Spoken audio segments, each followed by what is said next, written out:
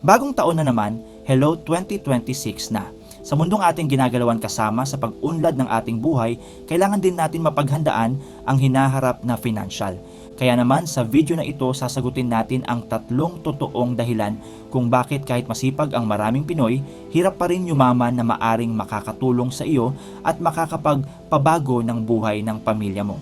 Pero bago natin sagutin at simulan ang video, hihingi sana ako ng like and subscribe. Napakalaking tulong ito sa akin para mas mapaganda ang aking channel. Masipag ang Pinoy, maaga gumising, late umuwi, minsan 2 o 3 trabaho pa. Pero kahit ganun, bakit parang ang layo pa rin ng yaman? Ito ang tatlong totoong dahilan kung bakit kahit masipag ang maraming Pilipino, hirap pa rin yumaman. Hindi opinyon, hindi paninisi. Ito ay realidad. Una, mababang sahod kumpara sa cost of living. Buong araw kang nagtrabaho. Maaga kang gumising. Pagod ang katawan, pero tuloy pa rin. Pagdating ng sweldo, parang dumaan lang sa kamay mo ha. Hindi ka naman tamad, hindi ka naman pabaya, pero kulang pa rin. Ito ang realidad ng mababang sahod kumpara sa cost of living. Ang cost of living ay ang kabuuang gastos para mabuhay araw-araw. Kasama dito ang pagkain, renta, kuryente, tubig, pamasahe, at iba pang basic needs. Ibig sabihin, ito ang presyo ng simpleng pamumuhay. Sa maraming bahagi ng Pilipinas, patuloy na tumataas ang presyo ng bilihin. Mas mahal ang bigas, mas mahal ang pamasahe, mas mahal ang upa. Pero ang sahod, madalas, nananatili o dahan-dahan lang ang galaw. Kapag ganito ang sitwasyon, may nangyayaring tahimik pero seryoso. Nauubos agad ang kita sa pang-araw-araw na gastos. Wala nang natitira para sa ipon. Wala ring puhunan para sa emergency o investment. Ito ang tinatawag na income gap. Ang income gap ay ang pagitan ng kinikita mo at ng halaga ng kailangan mong gastusin para mabuhay ng maayos. Kapag masyadong maliit ang pagitan na ito, kahit gaano kakasipag, hirap kang makaahon. Dahil kulang ang sahod, napipilitan ang maraming tao na mag-overtime, mangutang o maghanap ng side work. Pero may hangganan ang katawan at isip. Habang tumatagal, napapalitan ng pagod at stress ang sipag. Kasabay nito ang inflation. Ang inflation ay ang pagtaas ng presyo ng bilihin habang bumababa ang halaga ng pera. Ibig sabihin, ang kinikita mo ngayon ay mas kaunti ang nabibili kumpara sa dati. Kaya kahit pareho lang ang sweldo taon-taon, pakiramdam mo mas mabigat ang buhay.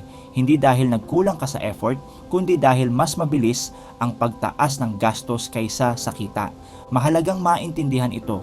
Hindi lahat ng hirap sa pera ay dahil sa maling diskarte o kakulangan sa sipag. Minsan, ito ay bunga ng sistemang hindi sumasabay sa tunay na presyo ng pamumuhay. Kapag malinaw sa iyo ang cost of living at alam mo kung saan napupunta ang pera mo, mas nagiging maingat at mas may direksyon ang mga desisyon mo. Hindi biglaan ang pagbabago, pero nagsisimula ito sa pag-unawa sa realidad dahil ang sipag ay mahalaga.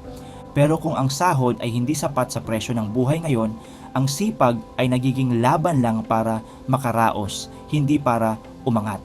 Pangalawa, oras kapalit ng pera. Araw-araw gumigising ka ng maaga para pumasok. May oras ng pasok, may oras ng uwi.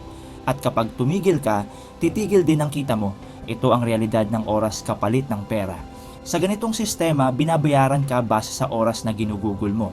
Kada oras ng trabaho, may katumbas na sahod. Pero kapag nagkasakit ka, nagbakasyon o napagod lang talaga, wala ring pumapasok na pera. Ito ang pinakakaraniwang setup sa Pilipinas. Empleyado, daily wage earner, hourly rate worker. Hindi ito masama. Ito ang paraan para mabuhay ng milyon-milyong tao. Pero may limitasyon ito. Ang oras ay may hangganan. 24 na oras lang ang meron ka sa isang araw. Kahit gaano ka kasipag, hindi mo kayang dagdagan ang oras mo. Kapag puno na ang schedule mo, doon na rin hihinto ang kita. Dito pumapasok ang problema. Kapag oras lang ang puhunan mo, palaging may kisame ang kikitain mo. Kahit mag-overtime ka araw-araw, may punto na pagod na ang katawan mo. At kapag bumigay ang katawan, babagsak din ang kita. Ito ang dahilan kung bakit maraming masisipag ang parang naka-stuck. Hindi dahil kulang ang effort, kundi dahil ang system nila ay nakadepende lang sa presence nila. Kapag wala ka, wala ang kita. Samantalang may ibang sistema na hindi ganito gumagana, may mga paraan ng kita na hindi kailangan ng araw-araw na oras mo. Negosyo, investment, o digital products. Ang mga ito ay may leverage.